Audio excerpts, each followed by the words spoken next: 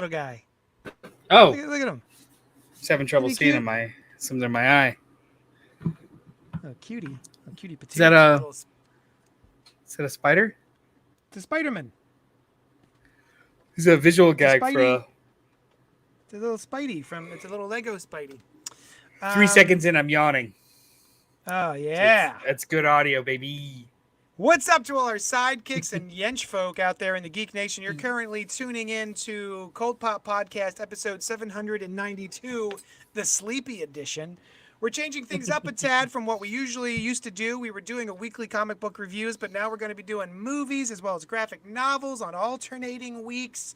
But then probably during a monthly roundup show at the end of every month. I'm your host, Johnny Destructo. Johnny Destructo's Hero Complex, located at 4327 Main Street, Philadelphia, PA 19127. Super rad shop for super rad folks such as you. Joining me tonight is Noel Bartochi. What's up, brother? Hi. Just typical Monday of sleepiness. How are you? Oh, great. I just got back from visiting friends in Pittsburgh. So it was like a 5.5 hour drive this morning to then get to work late and then work all day. We've been up since like 6, and we're still here. We're still doing it. So I feel as though this is the perfect opportunity for us to do a marathon ramble session, and in order to fill in the void left by Brian tonight, who couldn't join us, I'm gonna try and derail the conversation as much as humanly possible. Wonderful. With incredibly interesting factoids. I've got a bunch waiting. Do you? Awesome. Yeah. Awesome. I prepped. Brian prepped. Nice. That's the thing, though. He doesn't have to prep. He doesn't just has it. Yeah.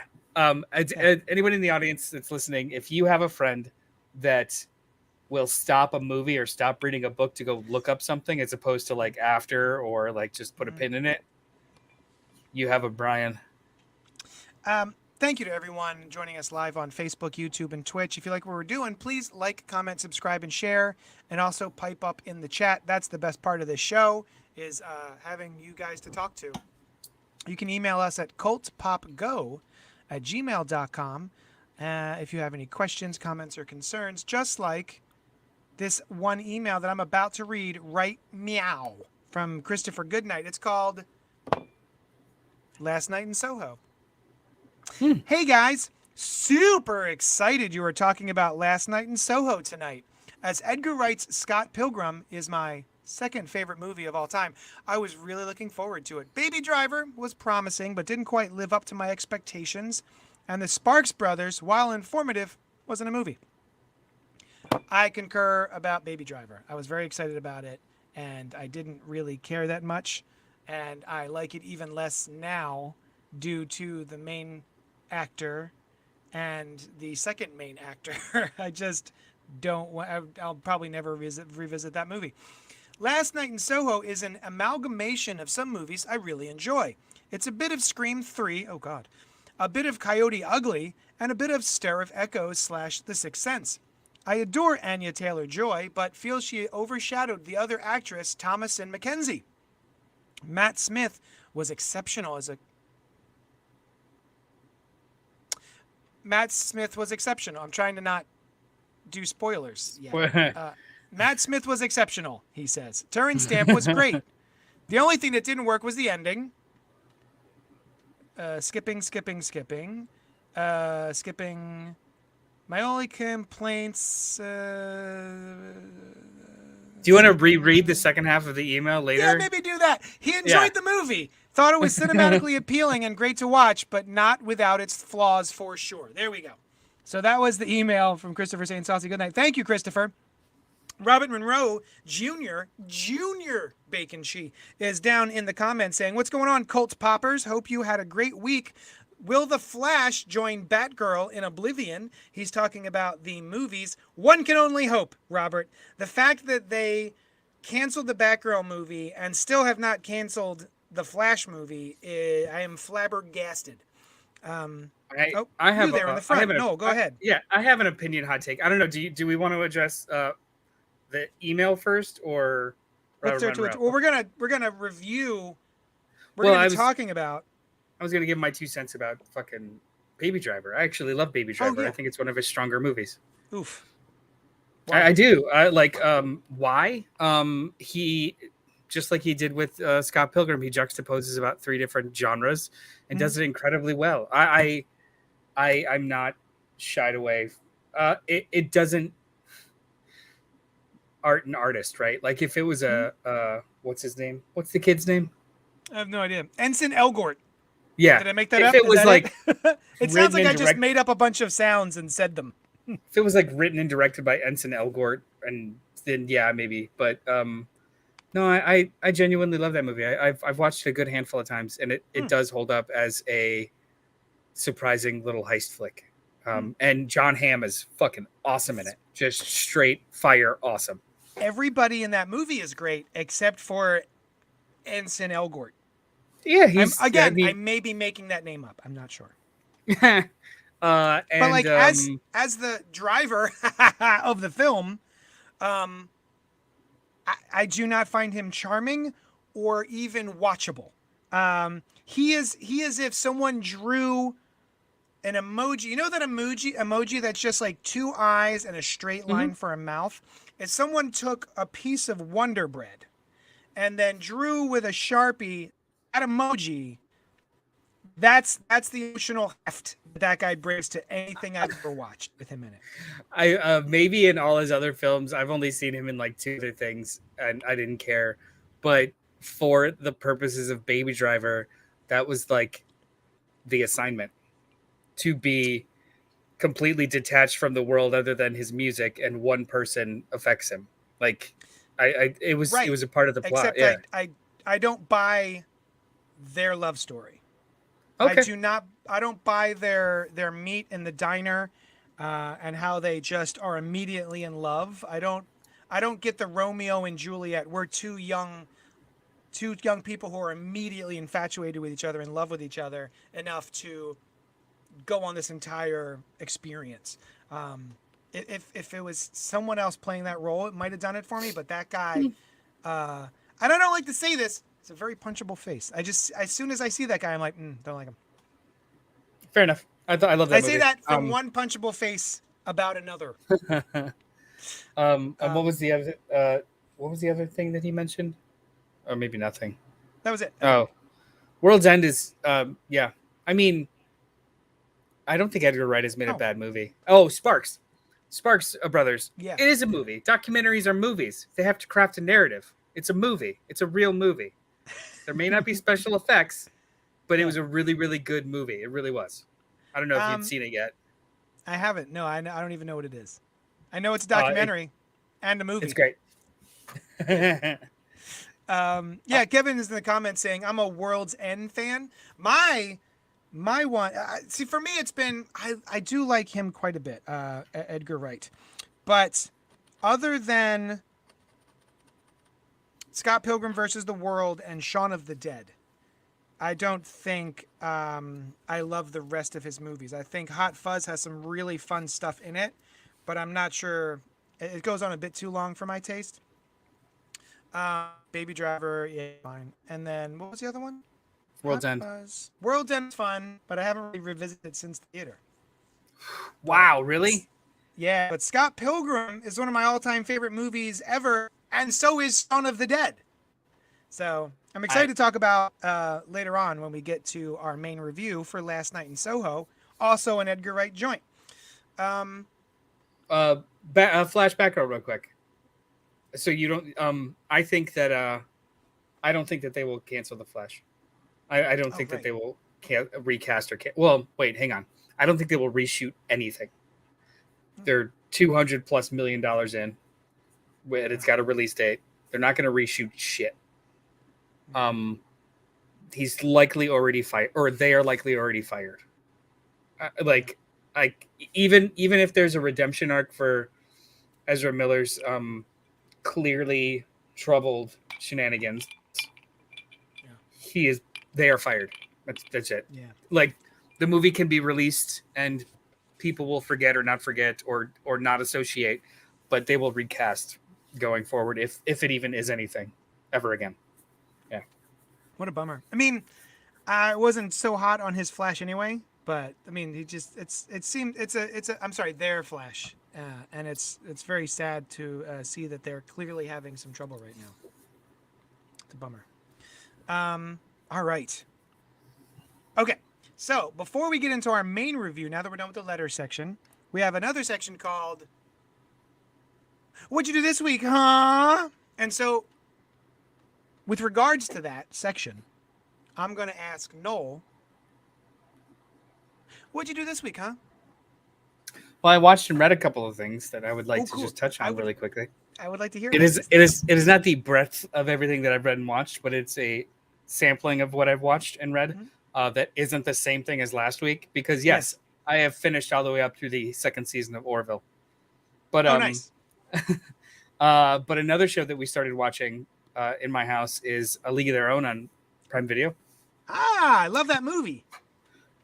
My wife is an unabashed. I love the movie. I saw it in the theaters. Yeah, it's a great movie. It's an almost perfect movie. Like it really is just wonderful. Yeah. I have a baseball obsessed wife, and she knows it by heart. So I hate watching it now because she just says all the dialogue excitedly. So it's just like cool. Hey. I don't want to watch this with you, but she was very excited about the show, and the fandom is so hard that I was just like, hey, before we turn this on, it's not going to be the movie. Like we're not watching the movie anymore, and it is so incredibly apparent that this is not the movie that it's awesome. It's great. A complete and totally different take on the story. It's actually apparently it's much closer to reality. Oh, great. The show is structured with completely different peaches, some allusions to others, but like different characters. But it's got two plots that are going at the same time, of an African American family and a player who doesn't get a chance. So her trying to get on any team, including a practice team, and at the same time the peaches doing their thing. And the show, we're 5 episodes into the 8-episode season. It's hella gay. It's super gay, like very, very, very queer. And that's awesome. Like it's a bunch of subplots that they wouldn't have ever even been able to or comfortable doing 25 years ago when the movie came out. Like all of these female ball players, and you didn't think any of them might have been not with husbands or waiting for on the same team. Yeah. But also too, like they approach a lot of things that actually did happen in real life, but they didn't touch in the movie. So like, let's say the movie for jokes played up them having to go to etiquette school, like skirts and makeup and a whole nine. That happened. But if they didn't succeed in looking more like a lady, they were straight up cut from the team no matter how good they were. Oh, like no kidding. On the spot. Yeah, like really interesting, cool stuff like that. It's cool. A really great show. And it has I think a lot of people online are complaining. I mean, they're complaining about the LGBTQ. Huh? So, however, I think they're complaining about that through the prism of everyone sounds so modern, and they're using a music cue from the late 50s, and it's supposed to be the 40s, and like they're picking it apart for being a modern story with a period backdrop. And when I hear that, it's just like, guys, it's a movie. Guys. Yeah. I mean, they're playing Janis Joplin, Piece of My Heart, for a cinematic reason, not because that's what was available to the characters of the movie. So you're saying it's not a documentary? No. Okay. But it's a story. No, it's really good. I would recommend it. Kevin is in the chat with regard to the original movie. Kevin had a burning platonic passion for Jean Davis that was ignited by that movie. She's just great. She is great. Probably, I'm sure we talked about it on this show. But Long Kiss Goodbye. Yeah. Good night. Good night. Long Kiss Goodnight. Long Kiss Goodnight. I'm sorry. What a wonderful, excellent action movie. And also, I loved her in The Fly. Oh man, The Fly is one of my all-time favorite horror movies. And it's one of the first to bring up, and it's people are like, yeah, remakes are blah, blah, blah, blah. I'm like, The Fly. The Fly and the Thing. The Fly and the Thing. You could just always get people with The Fly and the Thing. Oh, and The Blob, yeah. The Blob was dope too. It was dope, but it's like a Yeah. it's like a forgotten cousin of the other two movies. I don't know why it does not get enough play. People do not talk. That was a wonderful and disgusting remake. It was really well done. And Kevin also says, glad to hear that the TV show is good. So I'm very excited. I can't wait to check it out. Do not go in expecting the movie, and that is a positive. Yeah. Also, it had Kit. What was her name? Lori Petty. Who? Oh man, Tanker. Frasm. You know, I want to revisit Tank Girl. It was such a good bad movie, or bad good movie. It was a good bad. It was a right. I don't know. It was delightful. It was bad. It was fun. It was bad in a good way. And had that great Bjork song, "Army of Me." Love that. The soundtrack was awesome. It was the first time I ever heard a woman refer to playing with herself. That's a core memory. She gets captured, and she's in. I think she's being held in like a freezer, and she's all tied up. And they ask her if she's comfortable, and she says, "Well, being all tied up, it makes it very difficult to play with myself." So, and I was like, "What? Huh? That's cool." Turns out women do that too. That's neat.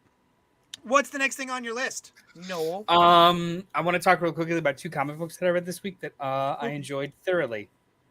The first one being Naomi season 2. Oh yeah. By Brian Michael Bendis and David F. Walker with art by Jamal Campbell. This is the second miniseries of Naomi. It's interesting that they refer to it as season 2, and I think the show didn't even make it past the first season. Could you try again? I hate that. I've heard that. Yeah, I hate that. Yeah, me too. It is a fun, beautiful comic, and they are doing all kinds of really fun, interesting things with this new character. It was very weird. It felt very weird. Her going immediate. It did feel like they were kind of inserting her anywhere they could to see if it stuck. Right. Yeah. So like right after the first miniseries, she was in Young Justice, and then she was in. She like showed up in the Superman book for a hot second, and then she showed up in Justice League, and then she showed like. So they were just seeing wherever she stuck, and for me, she worked in the Justice League book because it was seeing her played up against actual legends, right? Mm-hmm. So her having conversations with Superman was actually like really choice if anybody stuck around for it. And this whole series, the second series, has kind of been a really, really fun jumping off point from that. Like the entirety of her story so far has really only been like 2 weeks. Oh. So she's still new to this, and she comes back home for the first time, and her father and her have major friction. She has no idea what an ordinary world is, and a bunch of bad guys show up, and her power set is redefined. Oh. They set her up for the next like chapter in her story whenever it's going to come. Yeah. And the Jamal Campbell art is just perfect. It's he's absolutely awesome. perfect in every way, shape, and form. Yeah, man. So like I would love to see. I know that these aren't the most popular books, at least in my social circle. They're not the most popular books because we're just not the demographic for it, but they are good. I would love to see this art oversized. I'd love to see it all collected together. Like let's get like a Naomi oversized or hardcover or omnibus that's got the 2 series and all of her appearances in between, so you can have like this full thread, because it's a really good read. Nice. Awesome. I only read the first season miniseries. It's a fun book. It's the first one is slight in a way. Yeah, like it's just real quick. It did feel quite slight. Yeah. When I finished it, I was like, oh, that's it. Okay. Yeah, like it's just an origin story. It's decompressed storytelling that he does. Like, you know, you read the first trade of Ultimate Spider-Man. It's 7 issues before he is Spider-Man. Like it's real stretched out. But the other thing was Predator 1 by Marvel Comics. Nice. Written by Ed Brisson with art by Kev Walker. I picked it up just because, like, man, I'll try new number 1. Cool. This book was dope. Like, I was after, like, it starts with a dialogue-less opening sequence of just action, and then the end of the sequence has a fun reveal, and then it just flies after that. Yeah, I was This is a surprised by the reveal. I was like, oh, okay, that's cool. it's a very impressive opening arc, and I love Kev Walker's art. Yeah. So like when we got the Marvel Aliens Uh-huh. comic reboot, it was Yeah. Salvador LaRocca, which is Uncanny Valley, very version of photorealism, and it just felt like an interpretation or of a facsimile of like a scene. This isn't art style. This is a choice. It's Kev Walker. He's got a scratchy, kind of blocky, um, fun action superhero kind of style Mm-hmm. applied to this genre, this like sci-fi violence, creature stuff. It's great. His Predator is fantastic with nasty ass mandibles and like full jaw. Like it's a gooey book and it's really fun. Awesome. That's the one thing I was bummed about with Alien is the Salvador LaRocca art, man. It just he is not my taste. He It's does really the aliens disappointing. and the tech really well, but as soon as you've got like people just talking, Yeah. He can also, but he does the aliens really well until you realize that he traces pictures of the action figures, and then that's all I see. You know what I mean? But I'm glad to hear that Predator is good. I'm hoping we're going to talk about Prey on an upcoming episode. We're going to do a full review of Prey, the new Predator yeah, film, which we just watched over this past weekend.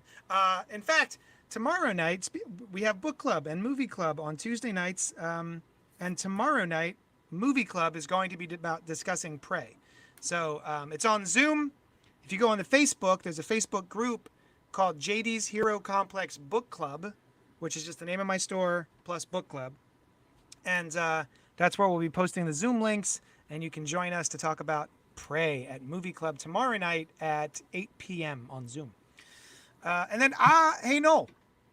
hey, what you been up to this week, huh? Well, I'll tell you. I downloaded the Teenage Mutant Ninja Turtles Shredder's Revenge video game on my Switch, and it is delightful. It is so much fun. I heard people talking about it because I grew up playing in the arcades, and there was a classic one back in the early 90s. You play as all four turtles and two monitors, one of the big jammies. They had it's like Teenage Mutant Ninja Turtles. There was a Simpsons one, and there was a X-Men one. And they all had like the four different joysticks and everything. And I was like, oh yeah, that was fun. I don't know if I really care about it. But then I was bored and I downloaded it on my Switch, and it is awesome. It is so much fun. I'm having such a blast playing it. I wish I had four people to play with me, because I bet it's more fun. But I've just been playing by myself, and just like Tank Girl did. And it's great. Really enjoying that. I saw a movie on Shudder. I'm a big horror movie fan. And so I was just flipping through Shudder trying to find something to watch. And I came across this movie called The Dark and the Wicked. And the reason I clicked on, the reason I bothered it, is because it's directed by the same director as The Strangers, which was a home invasion movie starring what? Eowyn? What's her name? Liv Tyler? Liv Tyler. And Scott Speedman. The So I saw, Speedman. and I really liked both The Strangers, actually. The Strangers and then The Strangers sequel, which deals with an entirely different family. Really, really fun, kind of brutal horror movies. I really like those. So I was excited to check this out. And it is a slow burn. But it is really good. The Dark and the Wicked. Here we go. It's a 2020 film. It's on Shudder. I'm trying to find the director's name. It's a secret. What is your name? Brian Bertino. And it's starring Marin Ireland, who I know from seeing her face, but I wasn't quite sure from whence. But she was in 28 Hotel Rooms, Sneaky Pete, Umbrella Academy. And it's just a really slow burn. Something happens to this guy and her brother's mother, right? These siblings, they haven't been home in a very long time, and they have a farm, and they go back to the farm because the dad is bedridden and he's dying. He's on hospice. And The mother has been taking care of him, and they come home to help out. Something happens to the mother, and then they are left there with the father. And all of the spooky ass shit that goes on that may or may not have to do with a haunting. And it's really solid. I was really impressed. I actually got chills up and down my spine at a couple of scenes. I sat nice. there in the dark. I watched. I have my Halloween lights are still up. I never take them down. So I've got my orange Halloween lights and I've got my jack-o'-lantern pumpkin that's lit up and everything. And I just kind of sit there in the dark and I watch horror movies after my family goes to bed. And it was great. If you like a nice slow burn that's also really effective, this was great. I was really surprised at how good it was. Nice. Yeah. So that's what we've been talking about this week, huh? Let's tell the people that if you like this, you can subscribe on YouTube. Wherever you're watching, you can hang out with us every week, every Monday night at 9 o'clock.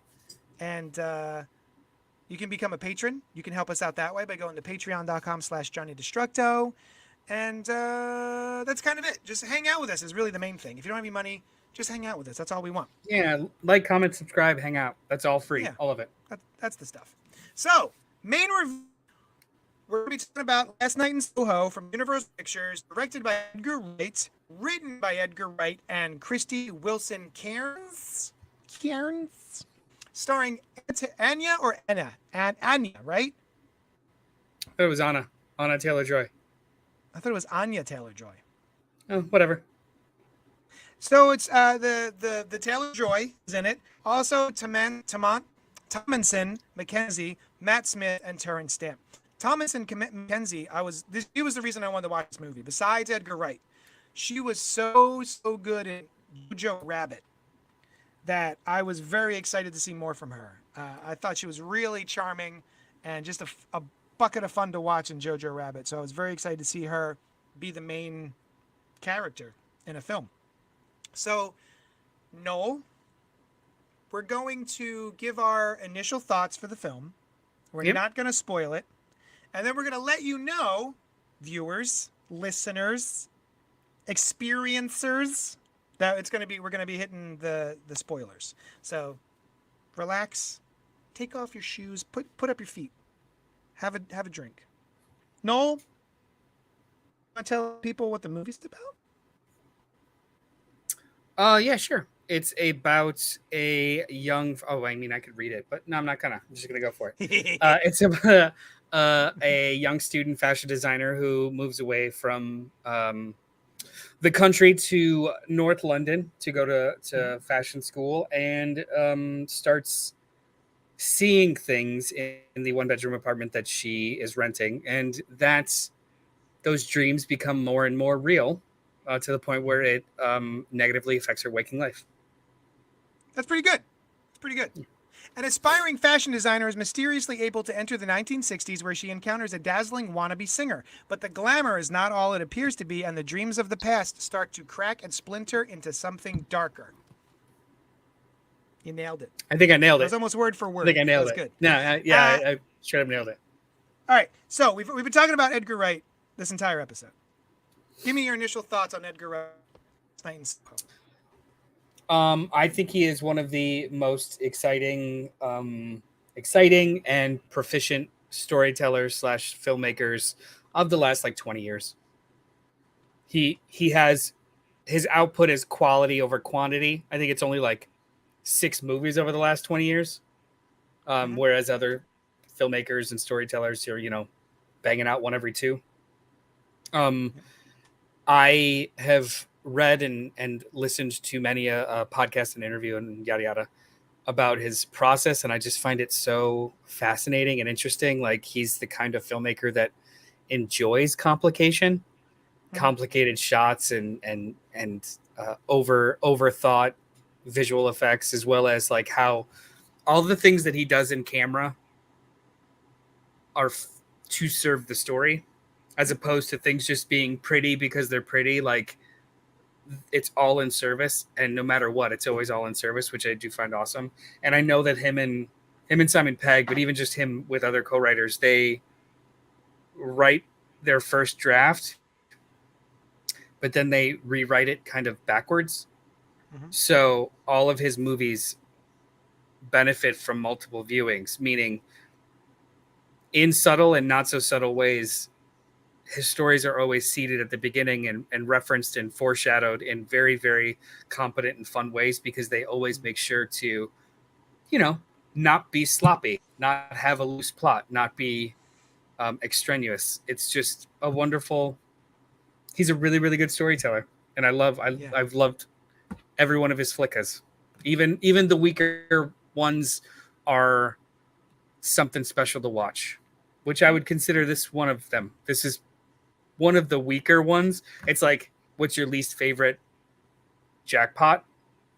Because it's still good, but I guess this is, falls under the pantheon because it's a much more straightforward story than I was expecting. Yeah. Like, it's a thriller. It's an old school mid-70s noirish thriller with maybe a supernatural bend. So you liked it? Yeah, I thought I said that. Yeah. Okay. Yeah. Okay. Are we doing stars? You were doing more. You were doing more of a thing about Edgar Wright than like this movie specifically. Oh, so well, I didn't. I want to get into it. So get into the meat. Do you want like a star or a letter rating? Are we doing that? Oh, we could. But we'll do it at the end. We'll do it at the end. Or before we go into spoilers. How about that? Well, let me think about it. Letters or stars? Okay. What do you want? Put it in the chat. Somebody just call it out in the chat. Would you prefer a letter grade or a star grade? And then out of how many stars? And then we'll go from there. That'll be forever. Okay. Bible done. Okay. But you go ahead and tell your story. Well, yeah. I want to tell my story. I have 2 reviews of this movie. I have 2 ways to think about this movie. As a thriller, it is great. It is a lot of fun. There's some interesting, original stuff in here. There's a couple surprises, which work to varying degrees. As a straight thriller, delightful, really well done, and I really enjoyed it. As an Edgar Wright movie, the problem is that I bring my own luggage to Edgar Wright movies. Because of 2 of my favorite movies of all time being Scott Pilgrim vs. the World and Shaun of the Dead. Scott Pilgrim's probably my favorite comic book adaptation, and Shaun of the Dead is probably my favorite zombie movie. I have a lot of baggage that I bring to him as a filmmaker. And I expect certain things. I expect a higher level of filmmaking, of storytelling. Shaun of the Dead has so many. It's like a poem, that movie. Mm-hmm. The stuff that you see in the beginning, you see again at the end. The front half of that movie and the back half of that movie mirror each other in such a perfect way that I always expect that sort of experience from Edgar Wright moving forward. And that's my problem.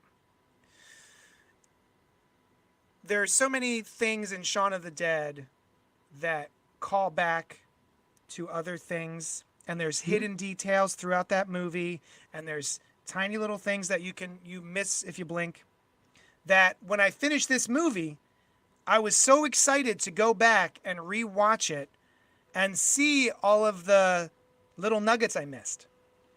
And I couldn't find them. I found maybe 1 or 2. And I went, well, that's not possible. I'm just an idiot. I'm going to go to YouTube and I bet because there's videos, there's tons of videos of like all of his movies and all the references and all the little things, the little techniques that you may have missed and all that callbacks and all that sort of stuff. And I found hardly anything for this movie. It feels like a straightforward thriller, which is a bummer because I expect more from the filmmaker. But as a straightforward filler, it's great. Or straightforward thriller, I should say. So yeah, that's sort of where I'm at. I think it's good. I don't think it's amazing, and I don't think it lives up to the Edgar Wright version of this movie that lives in my head that I didn't get, which I understand is my own fault. But I still recommend it. If you enjoy thrillers, I definitely watch it.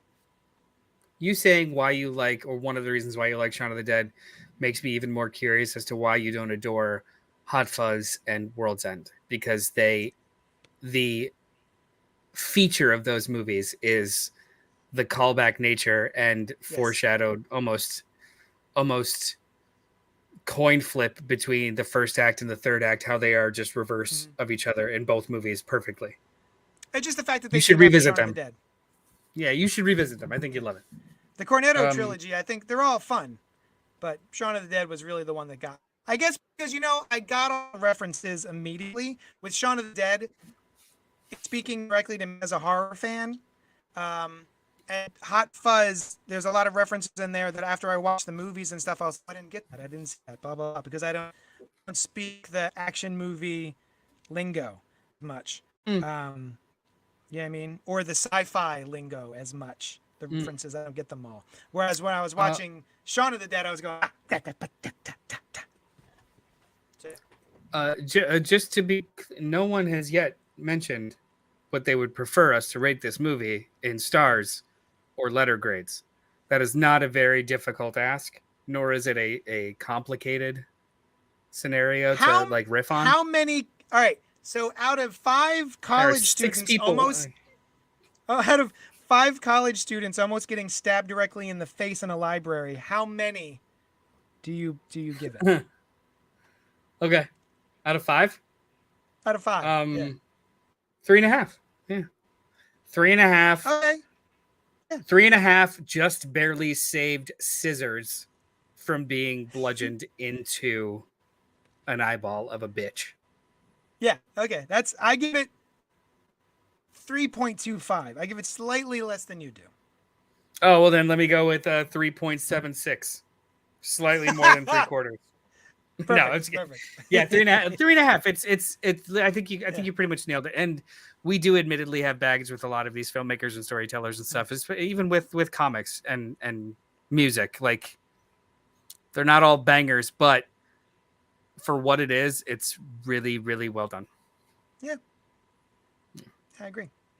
All right, so now 3.25 and 3.5 co-eds almost getting stabbed by scissors out of 5. We're gonna get into spoilers. So if you haven't seen Last Night in Soho, stick around. We'll spoil it. Who gives a shit? We can't afford to lose viewers, Steve. Okay. I had one major thing that stuck in my craw about this movie. And that is the fact that, all right, we've got our main character, and she is experiencing the story of Anya Taylor-Joy's character. What's her name? I don't remember. Sandy. Let's see. Ellie and what? Alexandra. Right. Yeah. Sandy. Right.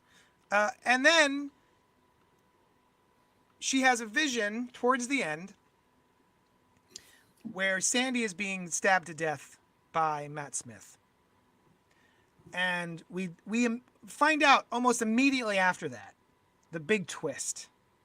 Oh shit, there's a twist. Turns out Sandy is the landlord lady the whole time. Holy shit. Turns out she didn't get stabbed to death, even though we just experienced that on screen. And I just spent the rest of the movie going, why did we see her get stabbed to death? Like we saw her we saw him on top of her, murdering her, and then turns out, whoop, she didn't die. She's alive this whole time. And that has bugged me to watch the movie. It may not be a pleasing answer to you, but I have an answer to that because I also kind of came up with the same thing. Like 2.7, Rob? 2.7 star stabbed. I think it's a little low, but all right. So they mention it in dialogue afterwards. One of my only pet peeves with the movie itself was literally in the opening sequence, characters talk about how are you seeing dead people. It immediately took the wind. Yeah, her grandmother asked if you're seeing your mother anymore. And as an audience, we already saw it in the mirror very quickly in a really, really nice like camera fade. So A lot of fun Audience mirror work in member, this. yeah, audience members know there's something kind of fishy, but we don't know if it's inside of her head or if it's not inside of her head. But then it's almost confirmed by a secondary character that, like, are you seeing ghosts in no uncertain terms? So to me, that in the first 5 minutes of the movie, it took some weight out of any kind of real mystery. So right off the bat, I was just like, all right, so there's a supernatural element. Maybe it's a schizophrenic one, but it's at least one that's out in the open or known to people. So it's a little less, it's got a little less weight. In regards to her visions and what she sees, it's the strength of where she is, right? So when it got to the scene of witnessing Sandy's murder, think of it in a way as juxtaposing the other murders that appeared there, competing with the hype, or not theoretical, thematic. What's the word I'm looking for? Symbolic. The symbolic murder of Sandy, because later in the story, she talks about how, I guess, yes, Sandy was murdered in that room that night. So you're seeing her interpretation of two conflicting kind of like fake supernatural forces, because he ended up, and also too, they show her bloody, but they don't show stab wounds. They just show her eyes in the knife, and then they show you it again in the real version, and the eyes through the knife or in the knife is stabbing him in the face. So it's a little bit of subterfuge, it's a little bit of metaphor, all mixed up into one to kind of throw you off for the beginning of the third act. I feel like it's not super great. That's the thing about Edgar Wright, that his movies have led me to believe that he is smart enough and clever enough to have shot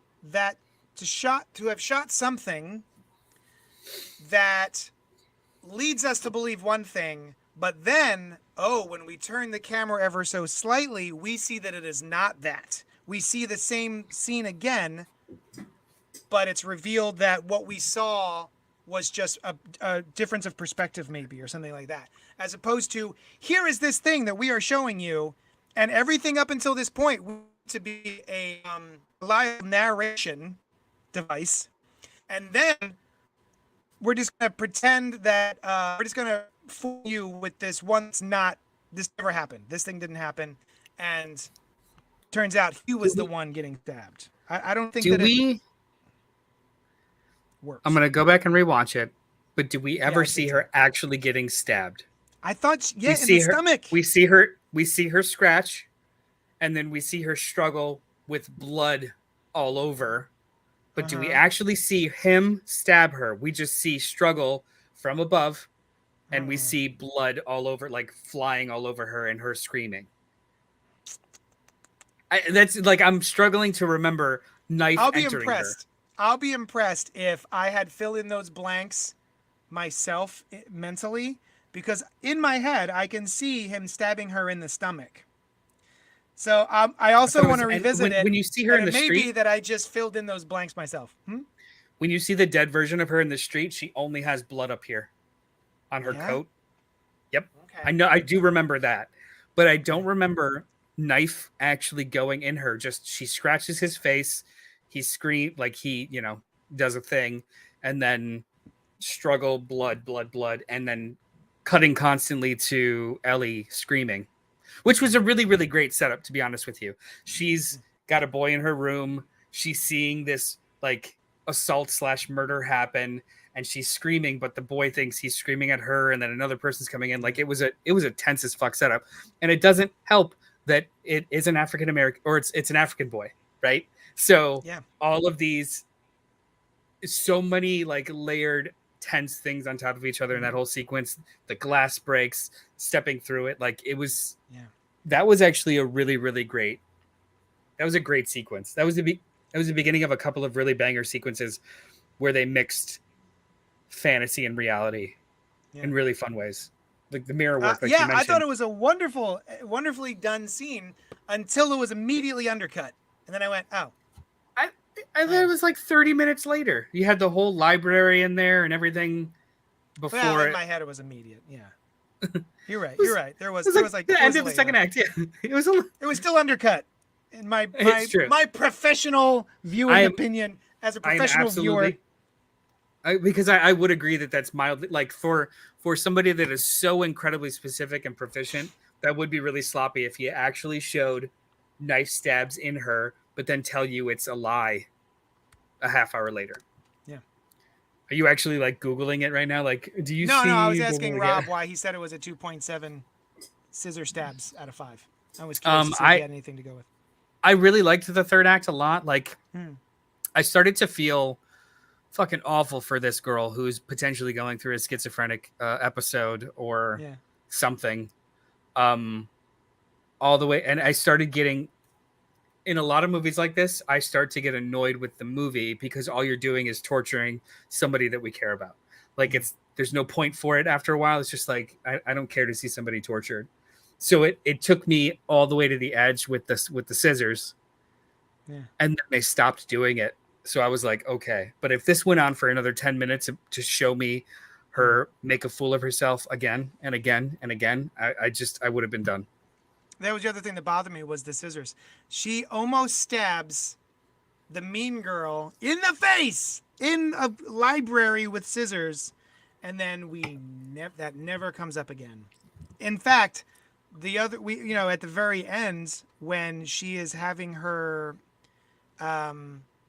fashion show, right, to graduate, I suppose, the other girl's clapping for her, and I'm like, you were very upset last time I saw you about almost getting stabbed in the face. Oh, I mean, she was still an asshole. Like, she was doing the other people were clapping for her, but it was a shitty, you're still a cunt.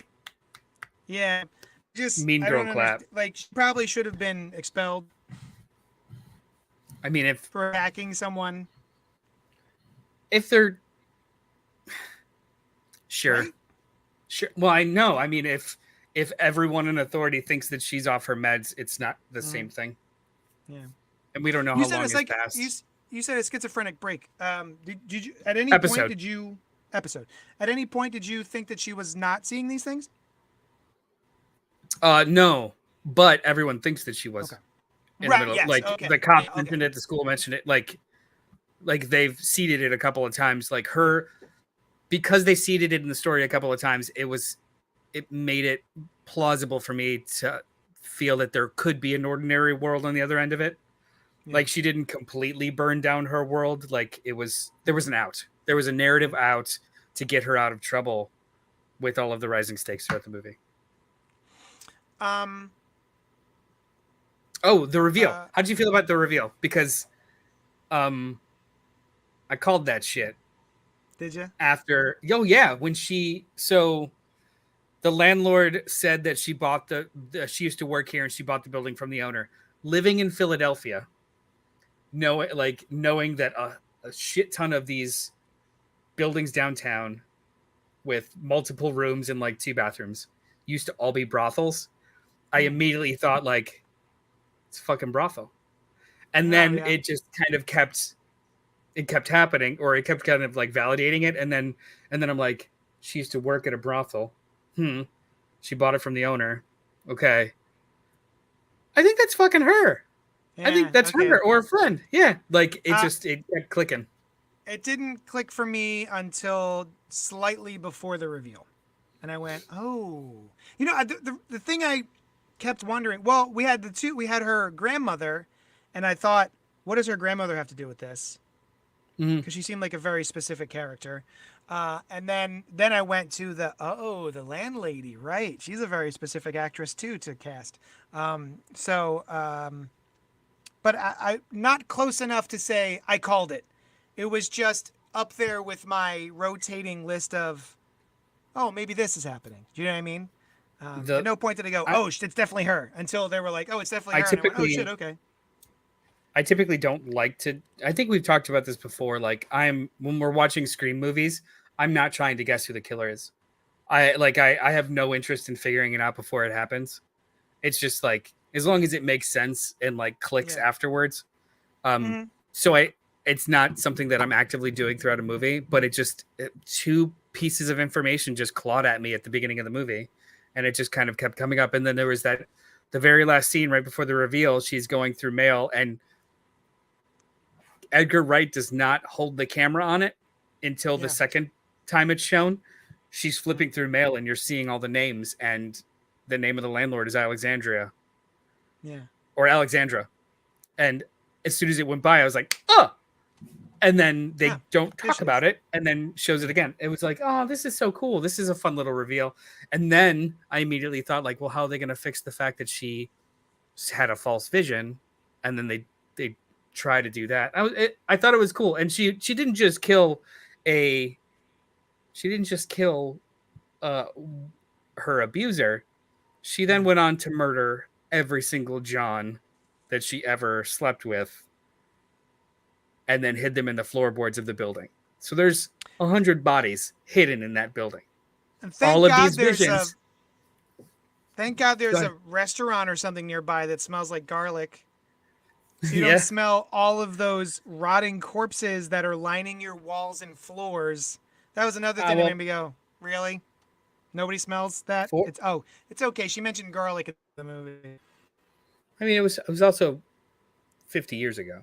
I mean, I don't think they're still rotting, right? That's true. Either way, it clicked all of the other pieces of her being a villain. But then what I respect even more about the movie was in the major climax, she's being pulled through the walls, she's being held to the bed, she's reaching for the phone. All of the ghosts of terrible men didn't deserve to be murdered, but they're all terrible men, are pleading with her to end their misery and kill her, to kill their murderer so they can get peace. And for a minute, I thought the movie was going to oddly redeem all of these fucking horrible abusers. And I was like, are you going to do this? Are you guys all the good guys now? Yeah. These fucking horrible abusive men that got murdered are the good guys now? And the movie didn't validate them, and I thought that was fucking awesome. Like, that tipped it over the scales for me. I did have a little back and forth mentally, though, about, yes, they seemed like they were not great men. They were certainly paying someone for sex, but the sex work positive aspect that's in me, which is sex work is work. Yeah. They paid a person who takes money for sex to then have sex with her, but then they got murdered. But this isn't sex work positive. She was in an abusive, trapped situation, and she was drugged most of the like. This wasn't a sex positive situation or a sex work positive situation. She had no autonomy. I had to get there, but I was like, yeah. But do the people who are paying know that? Yeah, I mean, do they know her personal situation that she's not there? Do you know what I mean? I don't think that's just it. I literally said 2 minutes ago, they didn't deserve to die, but they are not avenging souls for to validate this murder. Like, there's an interesting gray area, I think, that it deals with. Yeah. Like, they can get closure, that's all great, but it's not going to be at the hands of this young girl who's been tortured by both sides of this like metaphysical war. Which I thought was very respectful. I liked it a lot. Another hiccup, I think, was that Matt Smith and Terrence Stamp look nothing alike, and I spent the entire movie going, why did they cast Terrence Stamp? That's so strange. And then we see at the end, oh, it's not him. Okay, great. That was a nice reveal too, because I was like, why would they cast? He looks nothing like Matt Smith. So yeah, I was like, okay, good. That wasn't a mistake. It was a slow burn in a setting up the pieces kind of way. The soundtrack was fantastic. Yeah. Was just all of his a bunch of bangers I've never heard, which was great.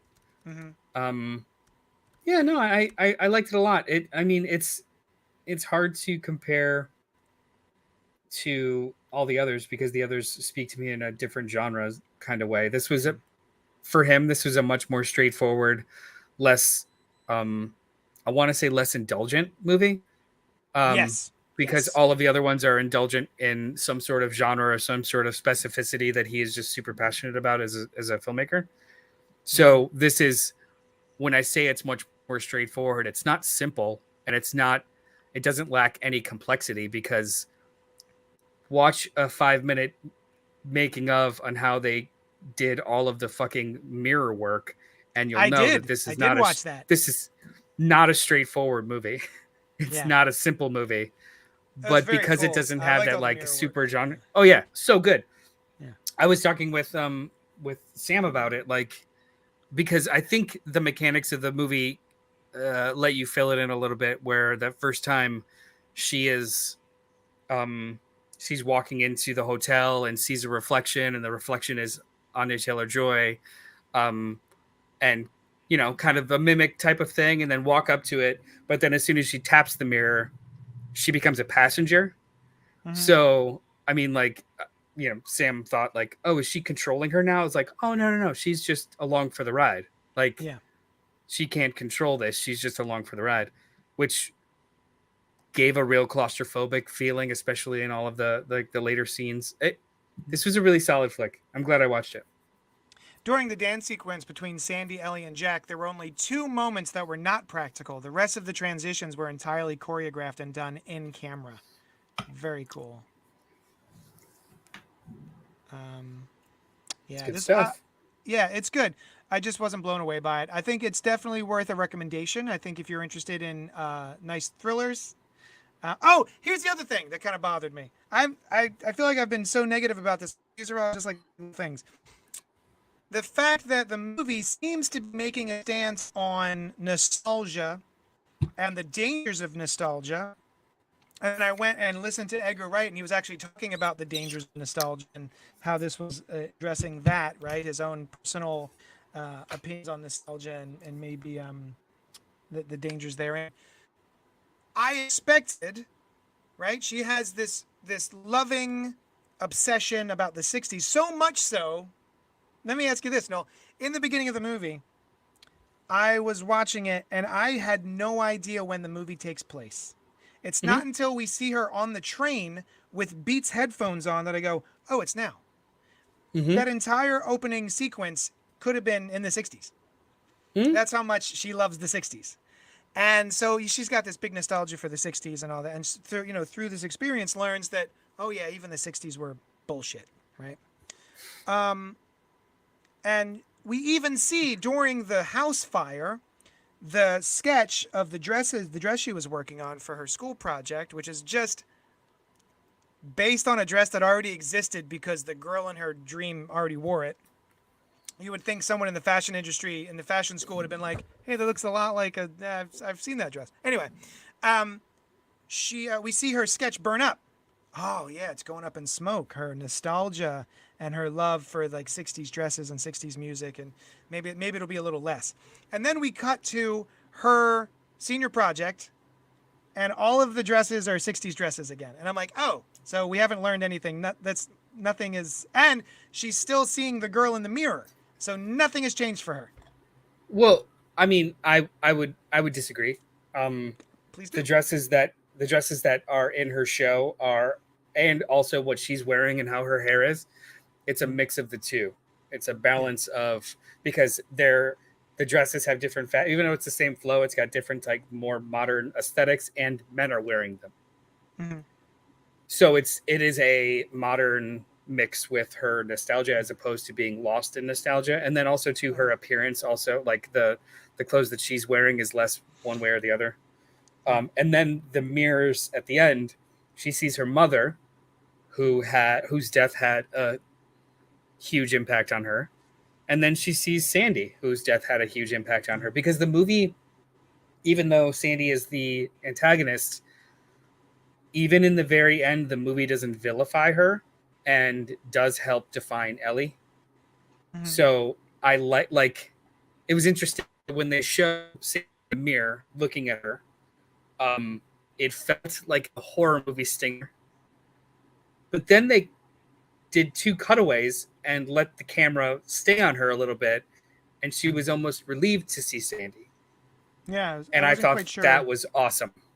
I thought that was awesome. Like, it's all of these people that shape you, no good or bad, just shape you. Now it's like almost a part of her lexicon, both her mother and Sandy. I thought it was like haunting, but also really cool. Right on. Okay. Yeah. Oh, so I'd never heard of this band until I want to say Death Proof from Quentin Tarantino, but the title "Last Night in Soho" is from a 1968 song by pop band Dave D. Dozy, Beaky, Mick, and Titch. So, just so you know. Say it faster. I can't. Dave D. Dozy, Beaky, Mick, and Titch. Dave D. Dozy. One more time. Beaky, Mick. Dave D. Dozy, Beaky, Mick, and Titch. Mickey, Mizzy, Mickey. Mickey, Schmizmism. I'm not even trying. The movie was inspired by Don't Look Now, 1973, and Repulsion, 1965. Two movies I've never heard of nor seen. I know Don't Look Now. Oh, yeah? Yeah, I played the Colonial one year. Oh, weird. But, yeah, this was good. Anything else? I would recommend this to my parents. Yes. It is a very old school movie. Yeah. Nice. Email us at cultpopgo@gmail.com. Let us know what you thought of Last Night in Soho. We gave it 3.25 and 3.5 almost stabbed co-eds out of 5. Yeah.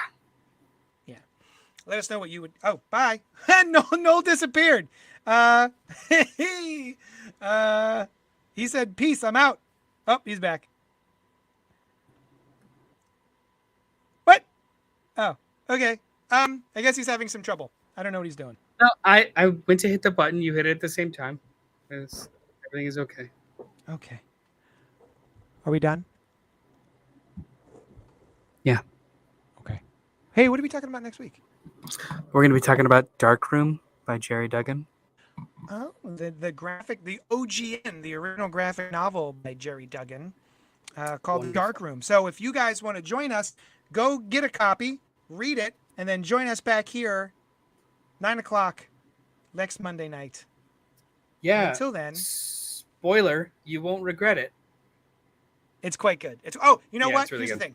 If you like Hellboy, and you like Criminal Macabre, and you like John Constantine, I would say not just Mignola Hellboy, also like Guillermo del Toro's version of Hellboy. There's a lot of like huge mystical worlds, but juxtaposed with fucking nasty little private eyes. It's very cool. Oh, you know what? Here, I can show it to you. Oh my God! Ah! No, he can't. He's breaking everything. Yeah, here we go. The Dark Room. There it is. Excellent Check book. it out. Yeah, it's a nice little hardcover. It retails for $19.99. So Steal. yeah, join us next week, and we will frickin' talk to you about it. All right, guys, that's it. Patreon.com/JohnnyDestructo. Like, comment, subscribe, all that bullshit, and we will see you here next Monday. Thank you so much for hanging out with us. We love you.